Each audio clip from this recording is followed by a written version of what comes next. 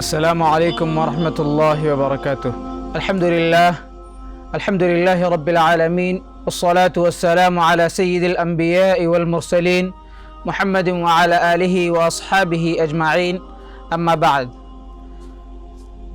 فقد قال الله تبارك وتعالى في القرآن المجيد والفرقان الحميد: أعوذ بالله من الشيطان الرجيم، بسم الله الرحمن الرحيم، إن هذا القرآن يهدي للتي هي أقوم ويبشر المؤمنين الذين يعملون الصالحات أن لهم أجرا كبيرا. وقال الله تبارك وتعالى في موضع آخر: والذين يمسكون بالكتاب وأقاموا الصلاة إنا لا نضيع أجر المصلحين. وقال النبي صلى الله عليه وسلم: إن الله يرفع بهذا الكتاب أقواما ويضع به آخرين، رواہ مسلم. محترم و معزز سامعین کرام اور عزیز ساتھیوں، آج کا جو میرا یہ موضوع ہے، اور ہم خوار ہوئے تارک قرآن ہو کر، یعنی ہم ذلیل و خوار ہوئے، برباد ہوئے قرآن کو چھوڑ کر. اللہ تبارک و تعالیٰ سے دعا ہے کہ اللہ تبارک و تعالیٰ مجھے اس پر صحیح بات کہنے کی توفیق عطا فرمائے. اللہم ارنا الحق حقا وارزقنا اتباعہ وارنا الباطل باطلا وارزقنا اجتنابہ. محترم سامعین، قرآن مجید جو اللہ تبارک و تعالیٰ کی کتاب ہے، وہ ہر دور کے لیے، تمام انسانیت کے لیے، ہر دور میں تمام انسانیت کے لیے ہدایت ہے، جس کو اللہ تبارک و تعالیٰ نے قرآن مجید میں یوں ارشاد فرمایا: إن هذا القرآن يهدي للتي هي أقوم ويبشر المؤمنين الذين يعملون الصالحات أن لهم أجرا كبيرا. اللہ تبارک و تعالیٰ نے یہاں یہ بیان کیا کہ بے شک یہ قرآن ایک ایسے راستے کی طرف رہنمائی کرتا ہے، ایک ایسا راستہ دکھاتا ہے جو بالکل سیدھا ہے. قرآن ایک ایسا راستہ بتاتا ہے جو بالکل سیدھا ہے، ایک ایسے راستے کی طرف رہنمائی کرتا ہے جو بالکل سیدھا ہے، جس میں کوئی کجی نہیں ہے.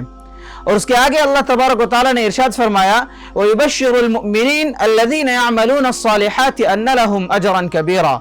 اور ان لوگوں کے لیے، یعنی مؤمنین کے لیے، اور مؤمنین کے لیے خوشخبری ہے جو لوگ نیک عمل کرتے ہیں، کہ ان کے لیے ایک بہت بڑا اجر ہے. تو یہاں پر اللہ تبارک و تعالیٰ نے قرآن مجید کے بارے میں ارشاد فرمایا ہے کہ قرآن مجید ایک ایسے راستے کی رہنمائی کرتا ہے جو کہ بالکل سیدھا ہے. آئیے آگے احادیث میں دیکھتے ہیں کہ رسول اللہ صلی اللہ علیہ وسلم نے اس کے بارے میں کیا فرمایا.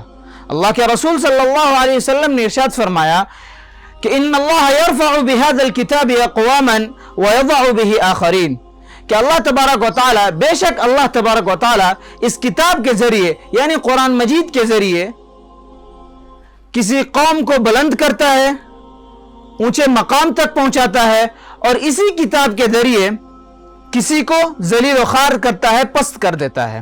جس کو اللہ تبارک و تعالیٰ نے قرآن مجید میں سورہ بقرہ میں فرمایا: یضل به کثیرا ویہدی به کثیرا، کہ اللہ تبارک و تعالیٰ اسی قرآن کے ذریعے اللہ تبارک و تعالیٰ بہت سے لوگوں کو ذلیل کرتا ہے اور بہت سے لوگوں کو ہدایت عطا فرماتا ہے.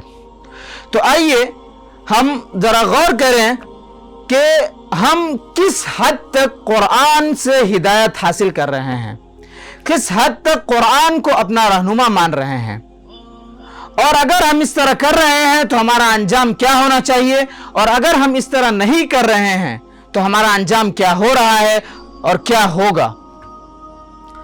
دیکھیں، اللہ تبارک و تعالیٰ نے قرآن مجید میں ارشاد فرمایا: والذین یمسکون بالکتاب واقاموا الصلاة انا لا نضیع اجر المصلحین. اللہ تبارک و تعالیٰ یہ بیان فرما رہا ہے کہ جو لوگ اس کتاب کو مضبوطی سے پکڑے رہیں گے، جو لوگ اس کتاب کو مضبوطی سے پکڑے رہے ہیں اور اللہ تبارک و تعالیٰ اور نماز قائم کر رہے ہیں، تو بے شک ہم، یعنی اللہ تبارک و تعالیٰ نیکوکار کے اجر کو ضائع نہیں کرتا.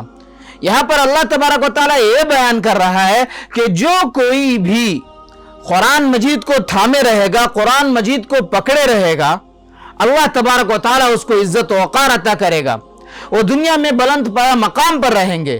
لیکن جو کوئی بھی اس کتاب کو چھوڑے گا، اس کتاب کو اپنا اپنے ہدایت کا ذریعہ نہیں مانے گا، اس کے مخالف عمل کرے گا، تو اس کے حالت کیا ہوگا، اس کا انجام کیا ہوگا۔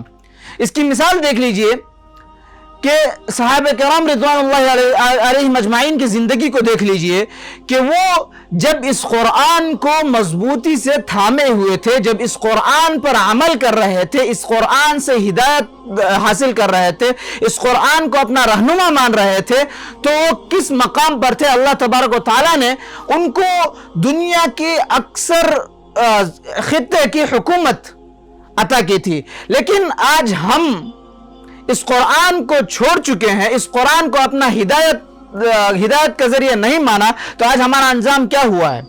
آج ہم جس دنیا کے اکثر خطے پر ہم حاکم تھے، آج اسی میں ہم محکوم ہو گئے ہیں۔ آج ہم اپنی پہچان کے لیے ترس رہے ہیں، ہمارا کوئی پہچان صحیح سے نہیں ہے، ہماری کوئی خاص پہچان نہیں ہے۔ ایسا کیوں ہوا؟ ذرا غور کرنے کا مقام ہے۔ ایسا اس وجہ سے ہوا کہ ہم نے قرآن کو چھوڑ دیا، جس کو اللہ تبارک و تعالیٰ نے ہی بیان فرمایا یضل بہ کثیرا، کہ اللہ تبارک و تعالیٰ اسی کتاب کے ذریعے اگر جو کوئی بھی شخص، جو کوئی بھی قوم اس کتاب کو چھوڑ دے، پس پشت ڈال دے، جو کوئی بھی قوم اس کتاب سے رہنمائی حاصل نہ کرے، وہ قوم، اللہ تبارک و تعالیٰ اس قوم کو ذلیل و خوار کر دیتا ہے۔ اور جو کوئی بھی اس کتاب کو اپنا ہدایت کا ذریعہ مانے گا، اس کتاب کو مضبوطی سے تھامے رہے گا، اللہ تبارک و تعالیٰ اس کو اس دنیا میں اور اس دنیا کے بعد بھی آخرت میں بھی اللہ تبارک و تعالیٰ بلند پایا مقام عطا فرمائے گا۔ اللہ تبارک و تعالیٰ نے یہ ارشاد فرمایا یا ایھا الناس قد جاءتکم موعظۃ من ربکم وشفاء لما فی الصدور۔ اللہ تبارک و تعالیٰ نے تمام انسانوں کو مخاطب کر کے فرمایا کہ اے لوگوں، اے مسلمانوں صرف نہیں کہا، اللہ تبارک و تعالیٰ نے ارشاد فرمایا اے لوگوں، یا ایھا الناس قد جاءتکم موعظۃ من ربکم، کہ تمہارے پاس تمہارے رب کی طرف سے ایک نصیحت آئی ہے، وشفاء لما فی الصدور، اور دلوں کے مرض کا علاج آیا ہے۔ تو اللہ تبارک و تعالیٰ نے تمام نوع انسانی کے لیے، تمام انسان کے لیے اس قرآن کو ہدایت، نصیحت بنا کر بھیجا ہے۔ لیکن آج ہم اس قرآن پر کتنا عمل کر رہے ہیں؟ آئیے ہم چند قرآن کے حقوق سے اس کا جائزہ لیتے ہیں۔ قرآن کریم کا آسانی الفاظ میں جس کا میں ذکر کروں تو قرآن کریم کے 5 حقوق ہیں۔ پہلا یہ کہ اس پر ایمان لانا، جیسا کہ اس پر ایمان لانے کا حق ہے۔ دوسرا یہ کہ اس کو پڑھنا جس طرح اس کو پڑھنے کا حق ہے۔ تیسرا یہ کہ اس کو سمجھنا جس طرح اس کو سمجھنے کا حق ہے۔ پانچواں یہ کہ چوتھا یہ کہ اس پر عمل کرنا جس طرح اس پر عمل کرنے کا حق ہے۔ اور چھٹا یہ اور پانچواں یہ کہ اس طرح اس کو پھیلانا جس طرح اس کو پھیلانے کا حق ہے۔ تو چلیے پہلا لیتے ہیں کہ قرآن مجید پر ایمان لانا۔ اس کے 2 طریقے ہیں، ایک باللسان یعنی زبان سے اقرار کر لینا کہ قرآن مجید اللہ تبارک و تعالیٰ کی کتاب ہے، اور ایک بالقلب یعنی قلب سے یقین کرنا کہ ہاں یہ اللہ تبارک و تعالیٰ کی کتاب ہے، یہ اس پر ایمان لانے کا حق ہو گیا۔ دوسرا کہ قرآن مجید کو پڑھنا جس طرح اس کو پڑھنے کا حق ہے، یعنی قرآن مجید کو تجوید کے ساتھ اچھے طریقے سے پڑھنا، اچھی آواز میں پڑھنا، اچھے طریقے سے قرآن مجید کو تجوید کے ساتھ پڑھنا، یہ قرآن مجید کے پڑھنے کا حق ہے۔ تیسرا قرآن مجید کو سمجھنا جس طرح سمجھنے کا حق ہے، یعنی قرآن مجید میں جو بات کہی جا رہی ہے اس کو سمجھنا، یہ بھی اس کا ایک حق ہے۔ اور چوتھا قرآن مجید میں جو بات کہی گئی ہے، جس طرف ہدایت اور رہنمائی کی گئی ہے اس پر عمل کرنا، جس طرح یہ اس کا عمل کرنے کا حق ہے۔ اور پانچواں اس کو پھیلانا، دوسروں تک پہنچانا جس طرح اس کو پہنچانے کا حق ہے، یعنی قرآن مجید کا علم حاصل کرنا، قرآن مجید پر سب سے پہلے ایمان رکھنا، پھر اس کو پڑھنا، پھر اس کو سمجھنا، پھر اس پر عمل کرنا، اور پھر اس کو دوسروں تک پھیلانا، دوسروں تک اس بات کو پہنچانا. یعنی جب ہم کو کوئی علم مل چکا ہے، جب ہم کو کسی بات کا علم ہوا ہے، جب ہم کو کوئی چیز معلوم ہوئی ہے تو اس کو دوسروں تک پہنچانا. اب ذرا ہم اپنے اندر اپنے گریبان میں جھانک کر دیکھیں کہ ہم کہاں تک اس بات پر عمل کر رہے ہیں، کہاں تک ان حقوق کو ادا کر رہے ہیں. اگر ہم ان حقوق کو ادا کر رہے ہیں تو یہ ہمارے لیے بہتر ہے، لیکن اگر ہم ان حقوق کی ادائیگی نہیں کر رہے ہیں تو اس کا بالمخالف دیکھیے کہ اگر ہم قرآن مجید کو نہیں پھیلا رہے ہیں، قرآن مجید کو نہیں سمجھ رہے ہیں، قرآن مجید پر عمل نہیں کر رہے ہیں اور قرآن مجید کو نہیں پڑھ رہے ہیں، تو یہ ایسا ہی ہو گیا جیسا کہ ہم قرآن مجید کو مان ہی نہیں رہے ہیں، قرآن مجید کو یہ اقرار ہی نہیں کر رہے ہیں کہ اللہ تبارک و تعالیٰ کی کتاب ہے. ہمارے دل کے اندر یہ بات ہی نہیں ہے کہ قرآن مجید اللہ تبارک و تعالیٰ کی کتاب ہے.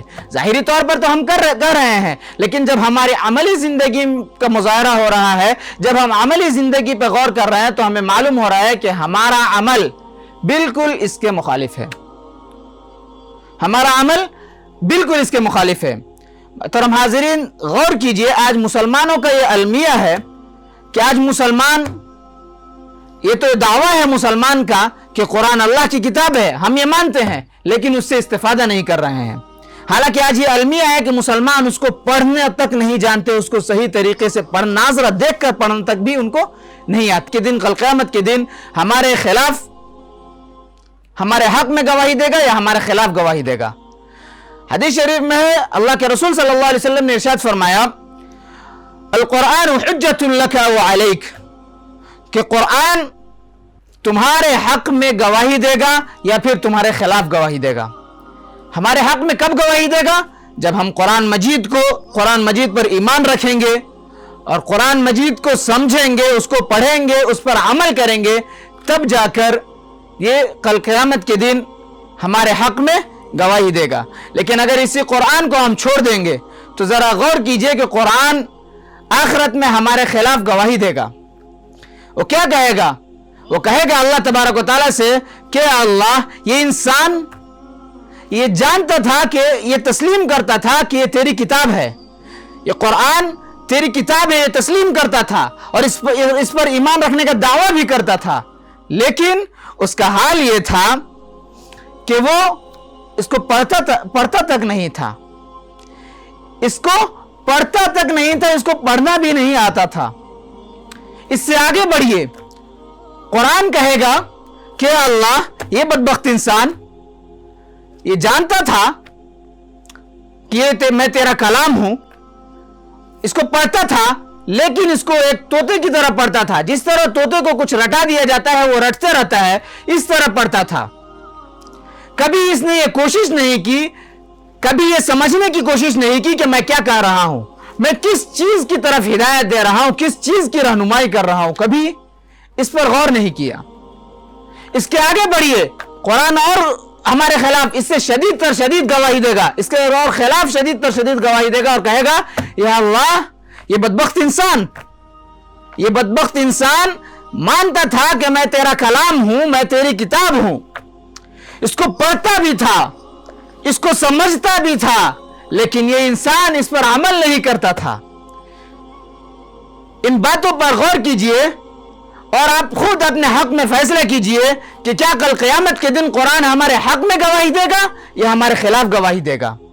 ہم کس حد تک قرآن کو پڑھ رہے ہیں، ہم کس حد تک اس کو سمجھنے کی کوشش کر رہے ہیں، کس حد تک ہم اس پر عمل کرنے کی کوشش کر رہے ہیں. ہم نے پڑھنا سیکھ لیا الحمدللہ، لیکن ہم نے اس کو سمجھا نہیں.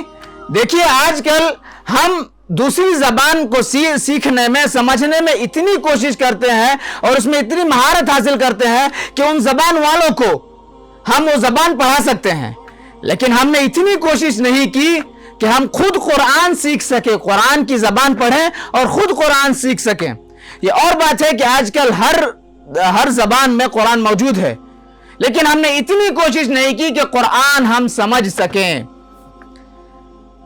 تو یہ ہمارا زبردست المیہ ہے مسلمانوں کا کہ آج مسلمان اس حد تک گر چکے ہیں کہ مسلمان خود یہ نہیں جانتے کہ ان کی کتاب میں کیا لکھا ہے، خود قرآن مجید ان سے کیا مطالبہ کر رہا ہے۔ رسول اللہ صلی اللہ علیہ وسلم نے ارشاد فرمایا ان الذي ليس في جوفه شيء من القرآن الكريم كالبيت الخرب رواہ ترمذی، کہ رسول اللہ صلی اللہ علیہ وسلم نے ارشاد فرمایا کہ جس شخص کے دل میں قرآن مجید کا ذرہ سا بھی حصہ نہیں ہو وہ ویران گھر کی طرح ہے۔ یعنی جو شخص قرآن مجید کے ذرا سے حصے کو بھی محفوظ نہیں کر سکتا، ذرا سے حصے کو بھی یاد نہیں کر رہا ہے، اس کو پڑھ نہیں رہا ہے، اس کے سینے میں محفوظ نہیں ہے، وہ ویران گھر کی طرح ہے۔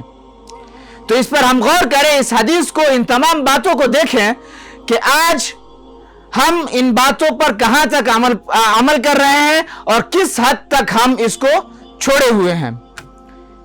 اور اگر ہم چھوڑے ہوئے ہیں تو یاد رکھیے کہ کل قیامت کے دن اللہ کے رسول صلی اللہ علیہ وآلہ وسلم اللہ تبارک و تعالیٰ سے کہیں گے، جس کو سورہ فرقان میں اللہ تبارک و تعالیٰ نے ارشاد فرمایا وَقَالَ الرَّسُولُ يَا رَبِّ إِنَّ قَوْمِ اتَّخَذُوا هَذَا الْقُرْآنَ مَهْجُورًا، کہ اے میرے پروردگار، وَقَالَ الرَّسُولُ يَا رَبِّ، اور رسول کہے گا کہ اے میرے رب، بے شک میری قوم نے قرآن کو چھوڑ دیا تھا۔ تو آپ غور کیجئے کہ آپ ان لوگوں میں شامل ہونا چاہتے ہیں جس کی شکایت رسول اللہ صلی اللہ علیہ وسلم کل قیامت کے دن اللہ تبارک و تعالیٰ سے کر رہے ہیں، یا ان لوگوں میں شامل ہونا چاہتے ہیں جس کے حق میں رسول اللہ صلی اللہ علیہ وسلم سفارش کر رہے ہیں، قرآن اس کے حق میں سفارش کر رہا ہے۔ قرآن ہی مسلمانوں کے لیے کامیابی کا ذریعہ ہے۔ جب تک مسلمان قرآن کو پکڑے رہیں گے، قرآن کو مضبوطی سے تھامے رہیں گے، تب تک اللہ تبارک و تعالیٰ ان کو عزت و وقار عطا کرے گا، ان کو اس دنیا میں حاکم بنائے رکھے گا۔ لیکن جب قرآن کو چھوڑ دیں گے، قرآن پر عمل ترک کر دیں گے، قرآن سے ہدایت لینا چھوڑ دیں گے، تو تب انسان ذلیل و خوار ہوں گے، جس کو اللہ تبارک و تعالیٰ نے ارشاد فرمایا یضل بہ کثیرا ویہدی بہ کثیرا۔ اور حدیث شریف میں رسول اللہ صلی اللہ علیہ وآلہ وسلم نے ارشاد فرمایا ان اللہ یرفع بہذا الکتاب اقوام ویضع بہ آخرین، رواہ مسلم۔ اللہ تبارک و تعالیٰ سے دعا ہے کہ اللہ تبارک و تعالیٰ ہم سب کو قرآن مجید کو پڑھنے، اس کو سمجھنے اور اس پر عمل کرنے کی توفیق عطا فرمائے، اور اس کو دوسروں تک پہنچانے کی توفیق عطا فرمائے، دوسروں تک پھیلانے کی توفیق عطا فرمائے، آمین۔ وآخر دعوانا الحمدللہ رب العالمین۔ السلام علیکم ورحمۃ اللہ وبرکاتہ۔